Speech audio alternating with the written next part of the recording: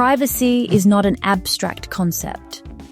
It is the reason your medical records are not posted on a public billboard. It is the reason your bank account details are not readable by anyone with an internet connection.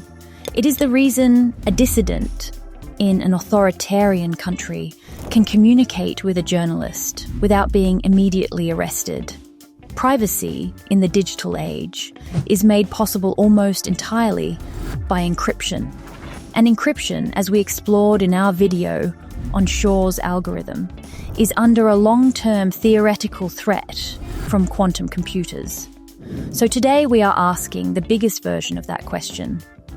Not just whether quantum computers could break a particular encryption standard, but whether they could, in the most extreme scenario, break encryption broadly enough and completely enough to fundamentally end digital privacy as we know it. It is a dramatic framing, and it deserves a careful, honest, and thorough answer. Let us begin by being precise about what encryption actually does and how pervasive it is. When you visit a website with a padlock icon in your browser's address bar, that padlock indicates that your connection is protected by a protocol called TLS, Transport Layer Security. TLS uses a combination of public key cryptography and symmetric encryption to establish a secure channel between your device and the server you are communicating with. The public key portion, which is vulnerable to a sufficiently powerful quantum computer running Shor's algorithm, is used only at the beginning of the connection to securely exchange keys.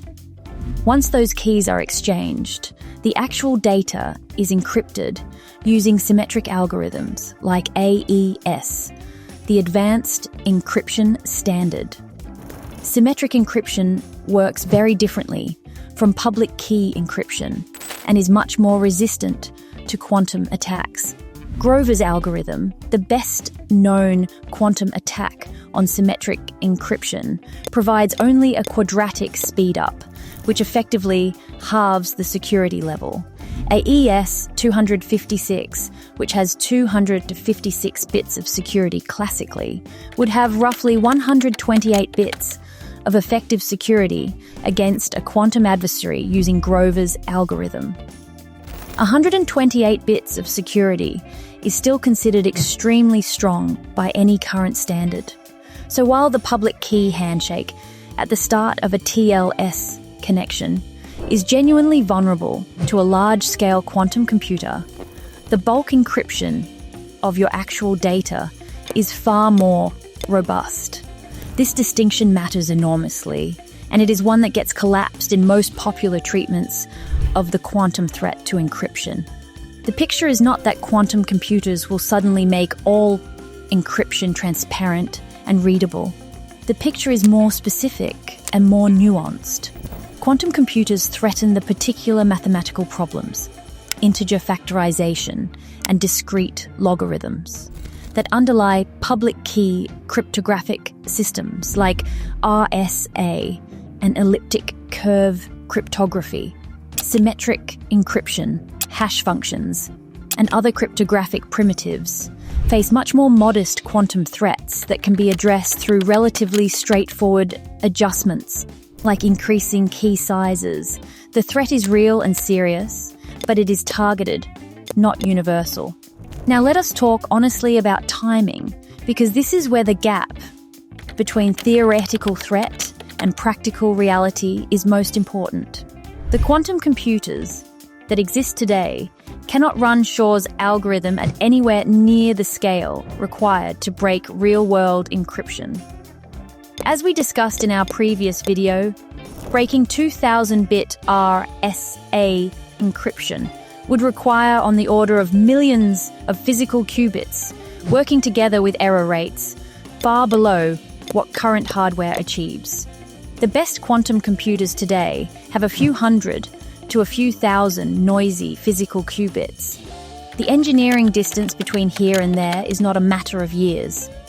Most serious researchers and government assessments place a cryptographically relevant quantum computer, one capable of breaking current encryption at real-world key sizes, at somewhere between 10 and 30 years away, with enormous uncertainty in both directions.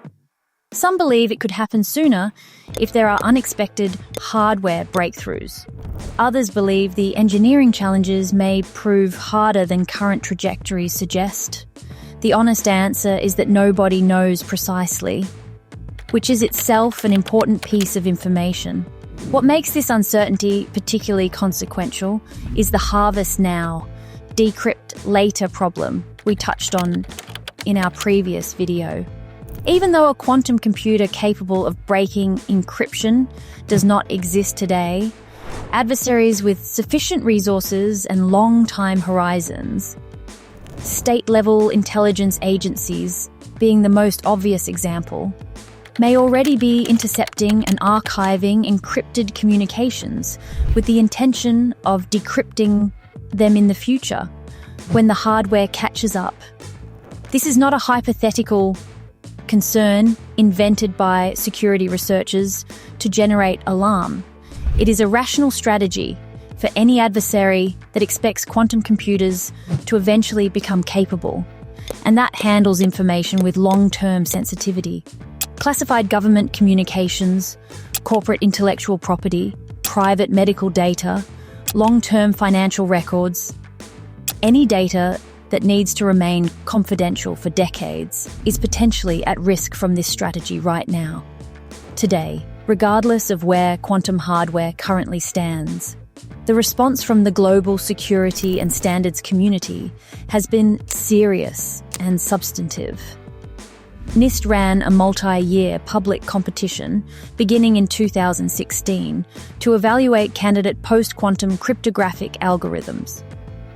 Systems whose security rests on mathematical problems believed to be hard for both classical and quantum computers. The leading candidates are based primarily on the mathematics of lattices, with additional candidates based on hash functions, error-correcting codes, and other structures. In 2024, NIST finalized its first post-quantum cryptographic standards, publishing the first set of algorithms recommended for adoption across government and industry. These include MLK-EM, previously known as Crystal's Kyber, for key encapsulation, and MLDSA, previously known as Crystal's dilithium, for digital signatures. The National Security Agency has directed US national security systems to begin transitioning to post-quantum cryptography.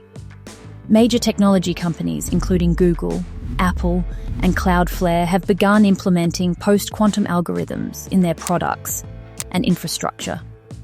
The signal messaging application, widely regarded as the gold standard of secure communication, added a post-quantum layer to its protocol in 2023. So the transition is happening. But it is happening against a backdrop of genuine logistical complexity. Cryptography is not a layer of technology that sits neatly on top of everything else and can be swapped out cleanly. It is woven into the fabric of virtually every digital system: operating systems, web browsers, email clients, database systems, payment processing networks, industrial control systems, medical devices, satellites, and countless others. Migrating all of these systems to post-quantum cryptography is a project of enormous scale and duration. Some systems, particularly legacy infrastructure in industries like energy, healthcare, and finance, were built decades ago and were never designed to be updated. Getting post-quantum cryptography deployed universally is a challenge that security experts estimate will take well over a decade, even with strong coordinated effort, which means the work needs to proceed urgently. Even though the quantum threat itself may still be years or decades away, there is also a category of systems that present particular concern: encrypted data that has already been transmitted and stored. Past communications that were encrypted with today's algorithms cannot be retroactively protected by switching to post-quantum cryptography in the future. Whatever has already been harvested is harvested. This is another reason why the transition cannot be postponed until quantum computers actually become capable. By that point, a significant volume of sensitive historical data will already be at risk. Will quantum computers end privacy as we know it? The honest answer is that they will not, provided the world moves quickly and seriously enough to deploy post-quantum cryptography before cryptographically relevant quantum computers arrive. The tools to protect against the quantum threat already exist in the form of standardized post-quantum algorithms. The physics of quantum computing does not make privacy impossible. It makes certain, specific mathematical assumptions underlying current cryptography untenable. And those assumptions can be replaced. Privacy in the post-quantum world is achievable, but it requires deliberate action, significant investment, careful coordination, and a genuine sense of urgency that matches the seriousness of the threat. The quantum threat to encryption is not a reason for panic. It is a reason for preparation. And the time to prepare is not when the quantum computers arrive. It is now,